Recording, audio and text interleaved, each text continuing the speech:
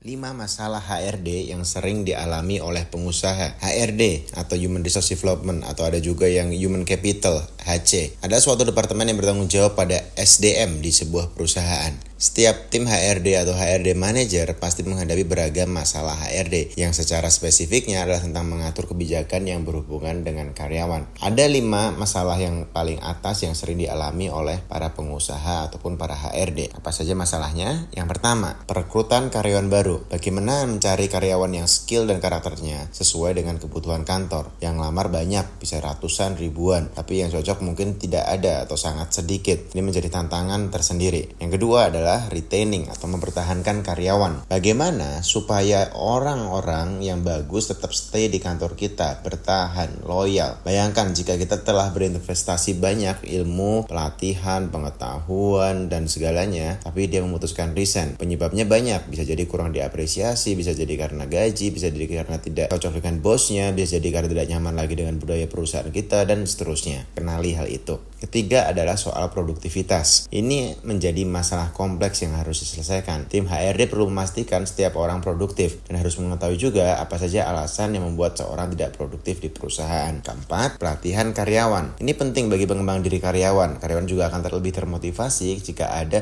self development di kantor. Ini juga bisa membuat karyawan menjadi lebih profesional. Tim HR harus membuat perencanaan strategi pelatihan yang sesuai dengan departemen dan skill karyawan sehingga meningkatkan kemampuan mereka. Harus ada before afternya atau sebelum sesudahnya. Harus ada sebelumnya nggak bisa ini terus setelahnya jadi bisa itu dan seterusnya. Kelima adalah persoalan gaji. Ini adalah masalah HRD dan bagian keuangan yang harus diperhatikan secara teliti. Yang paling sering bikin pusing adalah gajian tidak boleh terlambat. Menentukan jumlah gaji yang tepat, transparansi gaji sama tim, ataupun laporan-laporan lainnya yang menjadikan alasan kenapa gaji ini diberikan sekian untuk si A dan kenapa gaji ini diberikan ke si B sekian. Ini menjadi PR tersendiri bagi HRD. Nah, untuk mengenali itu coba kenali lagi. Dari 5 hal itu Anda yang paling terasa penting untuk diselesaikan di mana di kantor atau masalah yang sedang Anda hadapi yang mana. Ketika Anda sudah tahu masalahnya itu 50% dari solusinya. Sekarang Anda tinggal mencari jawaban bagaimana menyelesaikan masalah itu. Tapi basically hampir semua yang ada di atas disebutkan tadi atau semua yang disebutkan di atas tadi ada solusinya.